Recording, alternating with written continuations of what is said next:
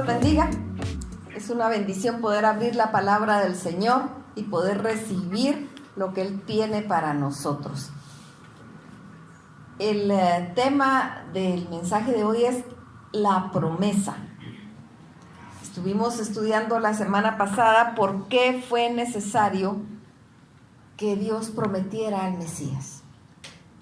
Y ahora vamos a estudiar la promesa, esa promesa. No es una promesa, es la promesa de la venida del Mesías. Bendito Padre, gracias te damos, Señor, porque tú eres bueno. Gracias por tu amor, por tu cuidado, por tu misericordia. Tú eres bueno, Señor, eres santo, eres maravilloso. Señor, en tu nombre abrimos tu palabra. Envíala, Padre, y haz que haga todo aquello para lo cual tú la envías. Toca corazones, convierte, Señor. Úsanos, Padre, en el nombre de Cristo Jesús. Amén. Amén. Bien. Estuvimos platicando por qué fue necesario que Dios enviara al Mesías. Pero Él no lo envió solo así. Él anunció que iba a enviarlo. Cuando Él vino y no lo conocieron, era simplemente porque no estaban pendientes de lo que la Escritura decía. Porque la Escritura decía hasta detalles tan pequeños. Pero bien dice Oseas y también Isaías, mi pueblo perece porque le faltó conocimiento. ¿Y qué conocimiento es el que falta? De la palabra. Hace falta el conocimiento de la palabra porque la fe viene por el oír y el oír viene por la palabra. Ese oír de entender viene por la palabra. Y entonces cuando Jesús viene y nos dice la palabra, a lo suyo vino, mas los suyos no lo conocieron. No lo conocieron porque ignoraban estas profecías que fueron dadas y no una vez, muchas veces. Y lo peor es que sí sabían que iban a ser de una virgen, sí sabían que iban a ser en Belén, lo estaban esperando, las doncellas se preparaban por si eran las elegidas, pero se perdieron el tiempo de la visitación. El momento en que Él vino no lo conocieron. Y vamos a ver algunas, no vamos a ver todas las promesas, porque todas las profecías que incluyen esta promesa, porque nos llevaría mucho tiempo, son bastantes. Pero vamos a ver algunos. Nos dice la promesa que va a ser descendiente de Abraham. Vámonos a Génesis capítulo 18, verso 18.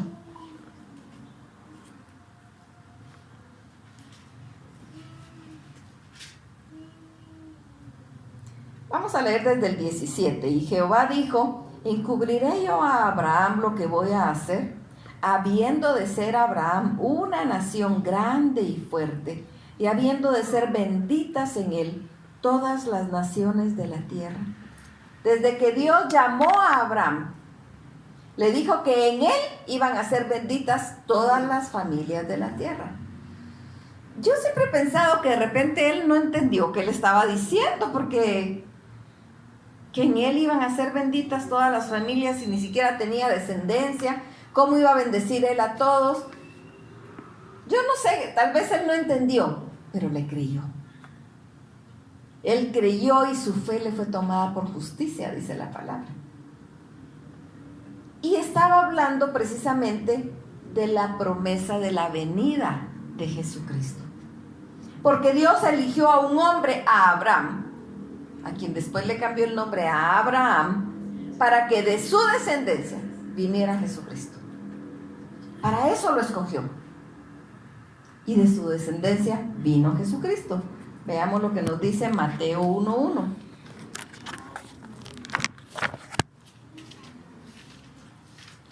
Libro de la genealogía de Jesucristo, hijo de David, hijo de Abraham. Sí, de la descendencia de Abraham. Por eso era que el pueblo judío, el pueblo elegido por Dios, tenía leyes específicas, tenía dieta específica, tenía órdenes específicas, incluso de no mezclarse con otras razas, porque este hombre fue escogido para que de su descendencia viniera Jesucristo. Pero si este pueblo hubiera sido como los demás pueblos, que se mezclan entre todos, aun cuando sí hubo mezcla, pero no fue tan fuerte, hubiera sido casi imposible comprobar la genealogía de Jesucristo. Y por beneficio del hombre, para que entienda, porque si no vemos, no creemos en muchas oportunidades, entonces tenían que guardarse de esa manera. Y por eso se guardaron, aunque ellos no lo entendieran.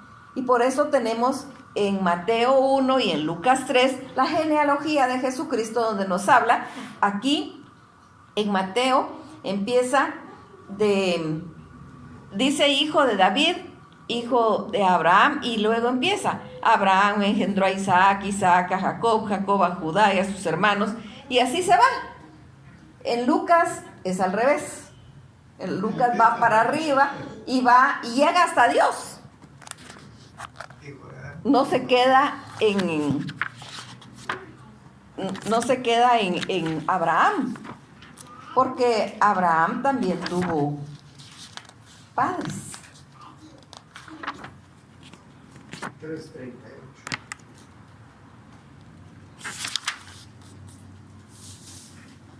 Empieza en el 23, Jesús mismo al comenzar su ministerio era como de 30 años, hijo según se creía de José, hijo de Elí, hijo de Matat, hijo de Leví, hijo de Melqui, hijo de Jana, y así se va, hasta llegar al 38, vamos a buscar donde esté el de Abraham.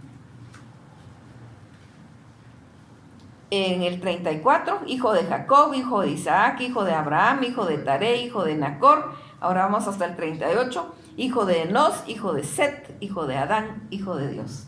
Aquí nos lleva hasta el inicio. Pero ahí está, en los dos, tanto en Mateo como en Lucas, que era de la descendencia de Abraham, el hombre a quien Dios escogió para que de él viniera Jesucristo. Y precisamente por eso es que en él todas las familias de la tierra iban a ser benditas, porque por Jesucristo nosotros alcanzamos salvación. Es por él que lo alcanzamos. Regresemos a Génesis, de la tribu de Judá, aunque ya leímos ahí en Lucas y en Mateo, pero vámonos a Génesis 49:10.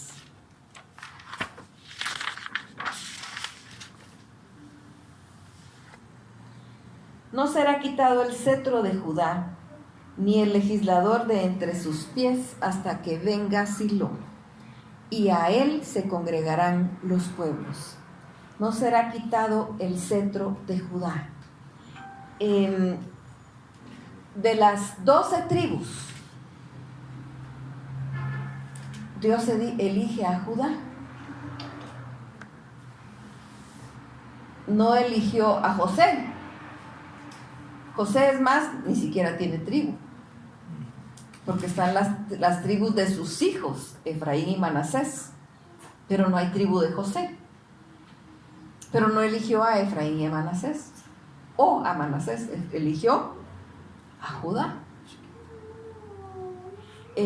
Podríamos nosotros pensar que iba a elegir a José, porque José, se recuerdan, era aquel niño que era bonito, que era bien portado, que lo amaba a su papá y que sus hermanos lo odiaban y lo vendieron, y pasó tantas cosas y trajo salvación al pueblo, ¿verdad? A su familia, cuando se los llevó para Egipto y los puso a morar en la tierra de Gosén.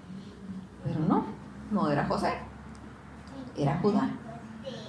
Y ahora vámonos a Lucas 3:33, porque si vemos la promesa, tenemos que ver el cumplimiento, ¿verdad? Lucas 3:33. Hijo de Aminadab, hijo de Arán, hijo de Esrón, hijo de Fares, hijo de Judá. Ya lo decía la palabra. Ya lo decía. Otro. Su nacimiento en Belén. Miqueas 5:2.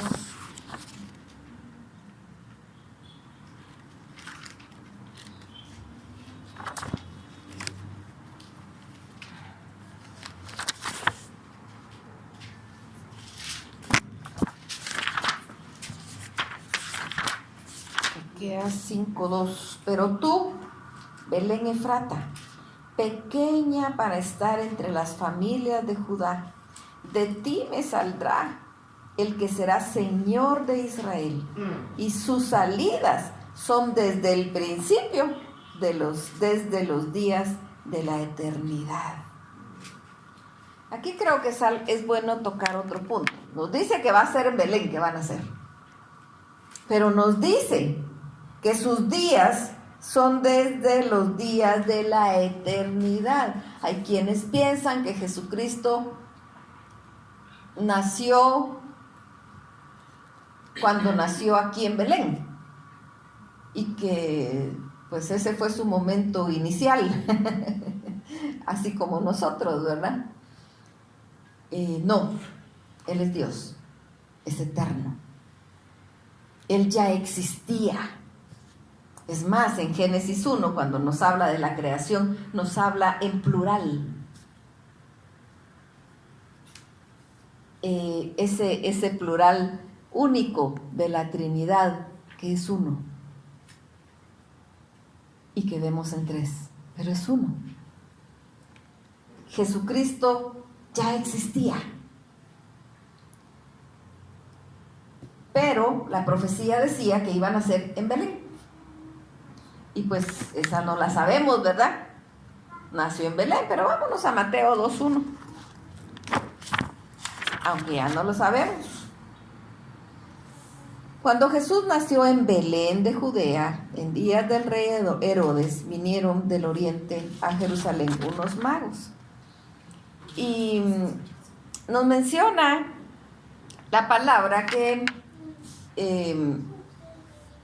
en los días, en el Evangelio de Jesucristo según Lucas, que en los días en que estaba María por dar a luz, se dio la orden del censo, pero era un censo extraño porque nosotros actualmente tenemos otra idea del censo. Ahora van a censar, nos dicen que van a hacer un censo y van a llegar a nuestra casa y ponen una etiqueta que dice casa censada.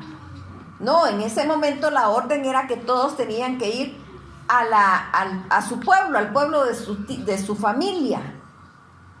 Y pues José y María eran de la tribu de Judá, por lo tanto tenían que ir a Belén. Ellos tenían que viajar ahí, pero era tanta la gente porque ya el pueblo había crecido mucho que ya no cabían y ya ni tenían a dónde ir a dar, ¿verdad? No encontraron dónde estar. ¿Pero a dónde fueron? A Belén. Y casualmente, podríamos decir tal vez porque caminó mucho, porque en ese entonces tampoco iban en avión ni en carro, ¿verdad? Tal vez porque caminó mucho, se le aceleró el parto y entonces nació la criatura. No son casualidades, era lo que Dios ya había establecido. Para que el pueblo entendiera que hasta el último detalle fue cumplido. Y ni aún así le creyeron. Nacería de una virgen, Isaías 7:14. Y precisamente por eso era que las señoritas, las doncellas, se preparaban, supuestamente. Isaías 7:14, por tanto, el Señor mismo os dará señal. He aquí que la virgen concebirá y dará a luz un hijo y llamará su nombre Emmanuel. Veamos el cumplimiento. Lucas 1:34.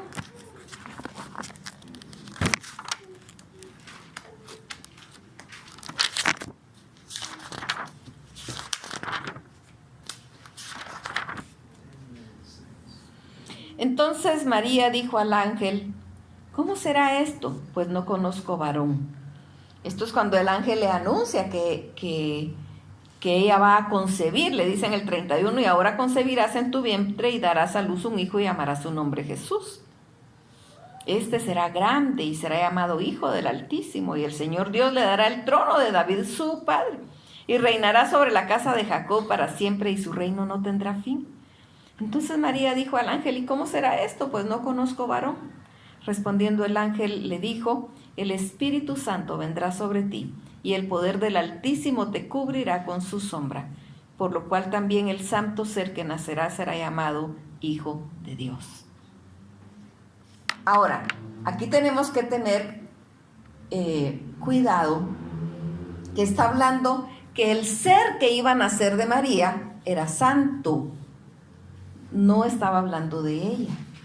Nosotros somos instrumento de Dios, pero no para que nosotros vengamos a adorar a María, si solo somos instrumento.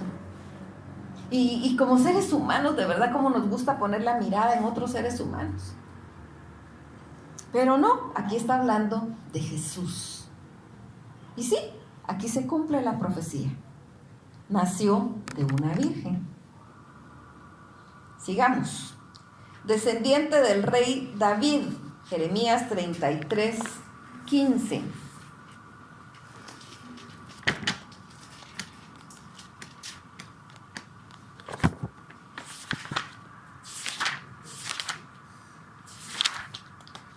En aquellos días y en aquel tiempo haré brotar a David un renuevo de justicia, y hará juicio y justicia en la tierra. En aquellos días y en aquel tiempo haré brotar a David un renuevo de justicia. Dios le había dicho también a David que no iba a faltar varón de su descendencia que estuviera en el trono. Sin embargo, cuando vemos nosotros toda la historia de los reyes,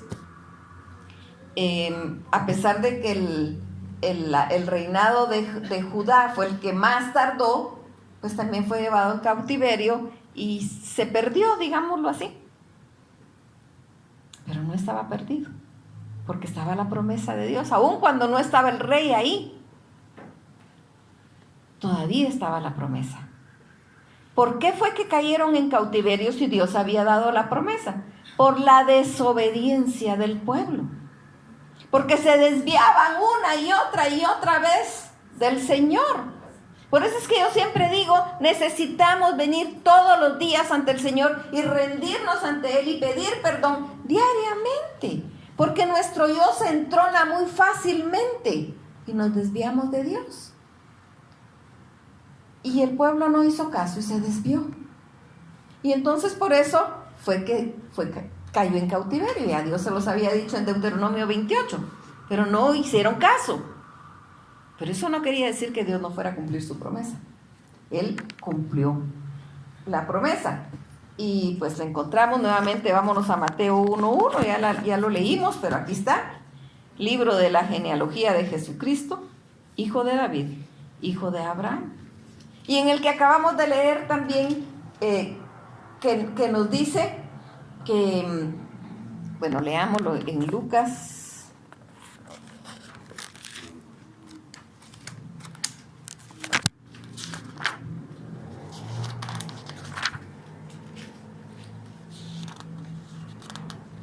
Lucas 1:34.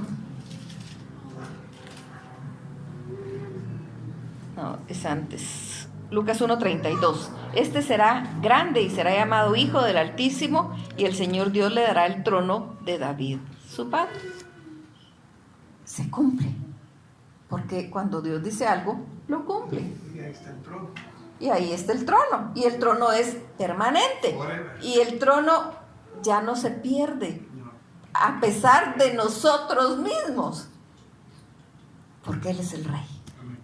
Porque Él es el Rey. Ese trono nunca va a cambiar. No va a cambiar de mano. Es el Rey para siempre.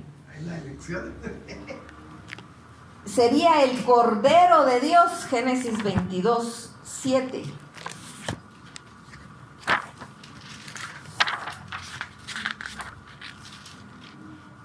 Entonces habló Isaac a Abraham, su padre, y dijo: Padre mío. Y él respondió: heme aquí, mi hijo. Y él dijo: he aquí el fuego y la leña, mas ¿dónde está el cordero para el holocausto? Y respondió Abraham: Dios se proveerá de cordero para el holocausto, hijo mío. E iban juntos. En esta historia de Abraham, Dios le dice, bueno, le dio un hijo hasta que él era un anciano. Y ya que el niño había crecido, ya estaba logradito, dicen algunos, ¿verdad? Estaba bonito ahí en la adolescencia. No sé si todos los padres estarán de acuerdo que está bonito en la adolescencia, pero estaba bonito en la adolescencia. Viene el Señor y le dice: entrégame a tu hijo. Se recuerdan que hemos platicado que Dios llama a Abraham. En ese momento nadie conocía a Dios, ya no lo reconocían porque el pueblo se había perdido. Y eran politeístas.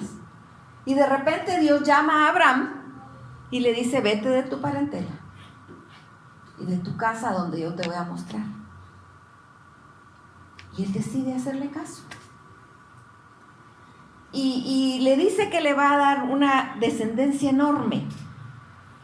Y le dice que en él van a ser benditas todas las familias de la tierra. Ya ancianito, ya viejito, él y su esposa, Dios les da un hijo. Y ahora le dice: entrégame tu hijo en holocausto. Pensemos el dolor del corazón de ese padre. Pero impactante su fe.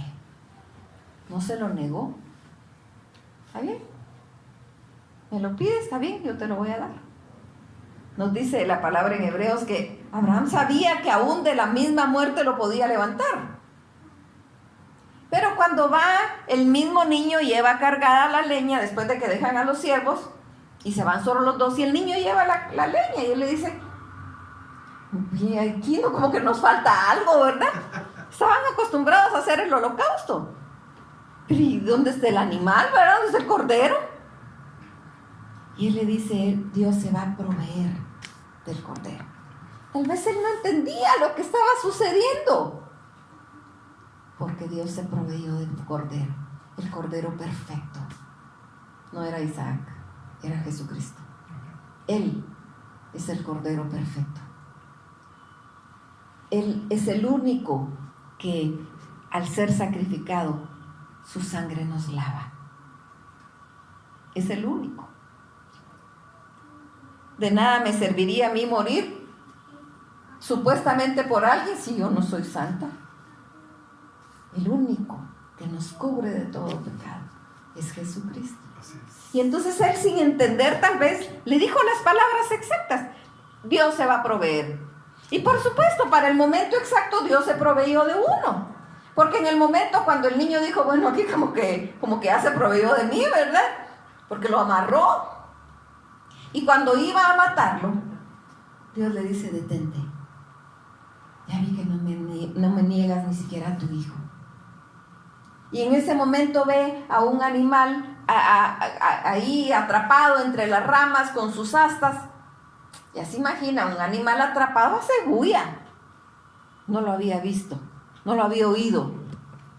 Si él estaba dando gritos. Fue ese el momento exacto cuando Dios le proveyó. Pero era la sombra de lo que había de venir. El cordero perfecto. Juan 1:29.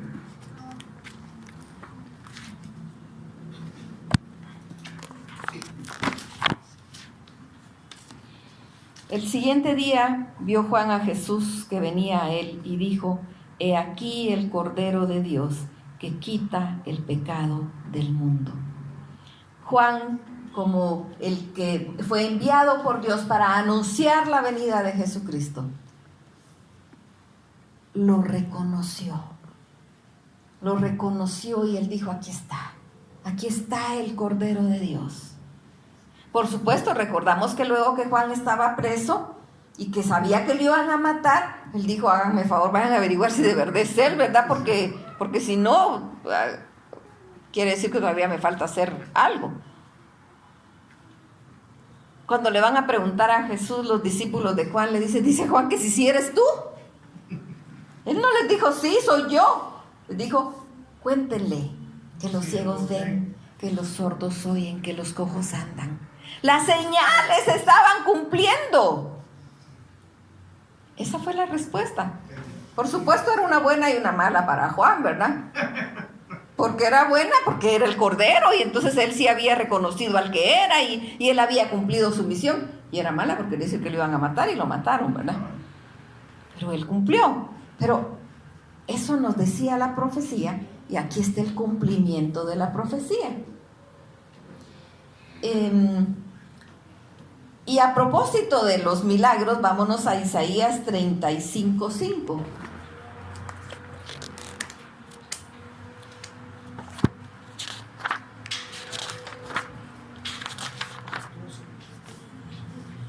Entonces los ojos de los ciegos serán abiertos y los oídos de los sordos se abrirán.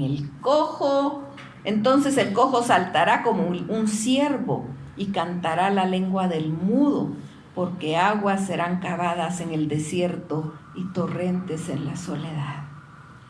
El lugar seco se convertirá en estanque y el sequedal en manaderos de aguas.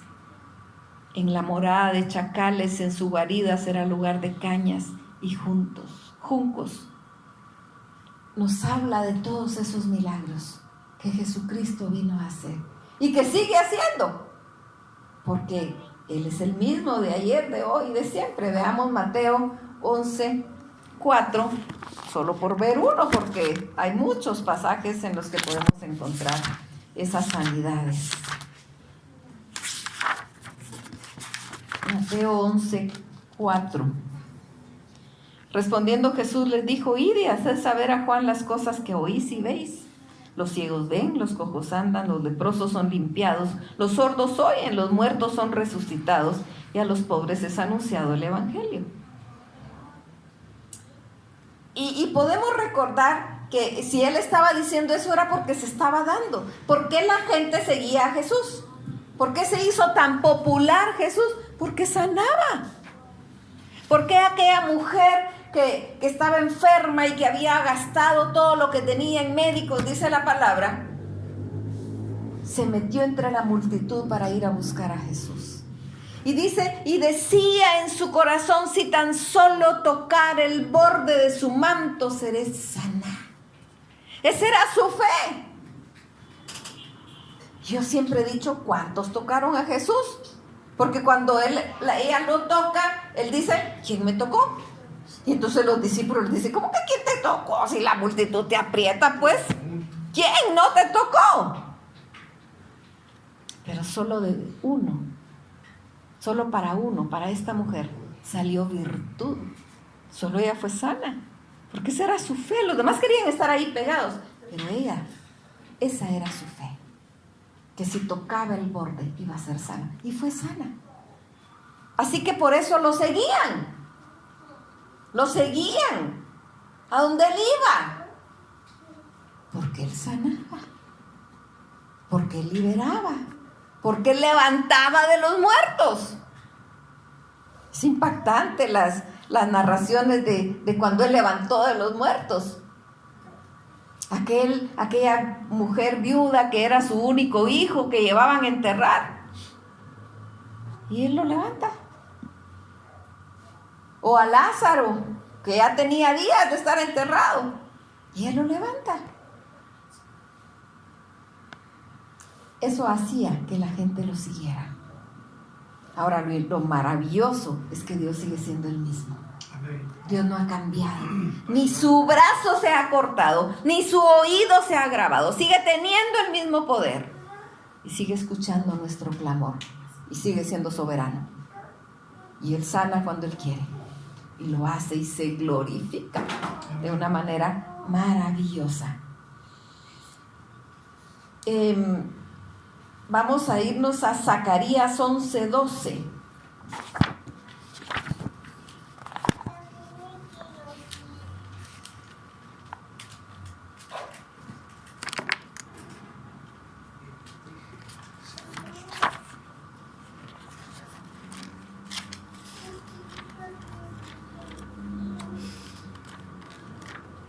Esta Biblia no me ayuda. Zacarías 11:12. Dice, y les dije, si os parece bien, dadme mi salario, y si no, dejadlo. Y pesaron por mi salario 30 piezas de plata. Las profecías que anunciaban la promesa del Mesías no están en un solo lugar un libro que se llame el libro de las profecías que contienen la promesa del nacimiento de Jesús. No están así. Están por todo el Antiguo Testamento. Y hablan exactamente. Y específicamente habla de ese precio. De esas 30 piezas de plata por las que él fue vendido. Por 30 piezas de plata. Que ni siquiera le sirvieron al que lo vendió. Mateo 27:3.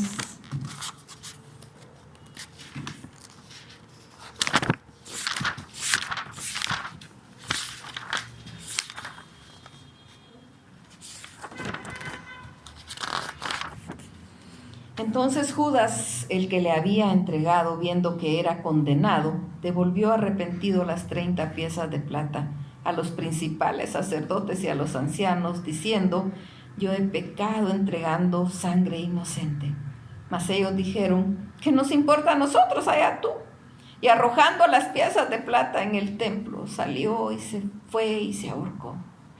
Los principales sacerdotes, tomando las piezas de plata, dijeron, no es lícito echarlas en el tesoro de las ofrendas porque es precio de sangre. Y después de consultar, compraron con ellas el campo del alfarero para sepultura de los extranjeros, por lo cual aquel campo se llama hasta el día de hoy campo de sangre. 30 piezas de plata.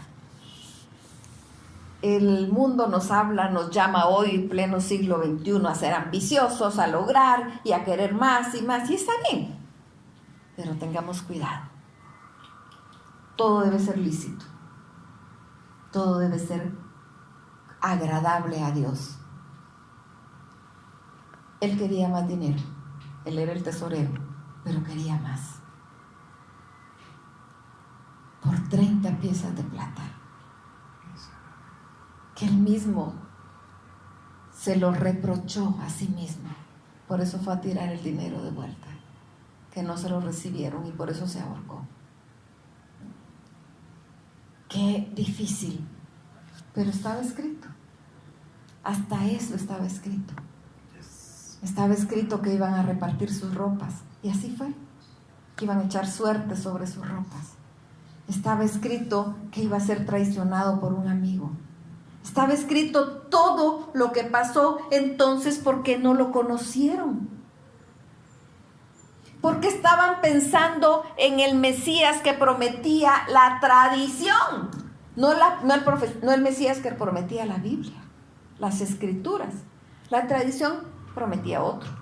La tradición prometía un Mesías libertador del yugo actual del momento, cuando Dios prometía un libertador eterno que nos libra de la muerte. Pero así es de corta la visión del ser humano. Así es de corta. Pero esa es la promesa. Y vimos el cumplimiento. Lo más maravilloso. Jesucristo vino a este mundo. Encarnó para darnos vida y vida en abundancia. Bendito Padre. Gracias, Señor, por tu promesa. Gracias por esta promesa maravillosa, Señor. Gracias por el cumplimiento de la promesa. Gracias, Santo bendito. Gracias porque a través de Jesucristo alcanzamos salvación por tu amor, por tu misericordia. Aquí estamos ante ti para reconocer que tú eres Dios y no hay Dios fuera de ti. Que Cristo Jesús es el camino, la verdad y la vida. Y nadie llega al Padre sino por ti. Te alabamos, te glorificamos y te bendecimos, porque tú lo prometiste y tú lo cumpliste. Y prometiste que va a volver a venir y lo vas a cumplir. Señor Jesús, ven. En el nombre de Cristo Jesús. Amén. Amén. Que el Señor los bendiga.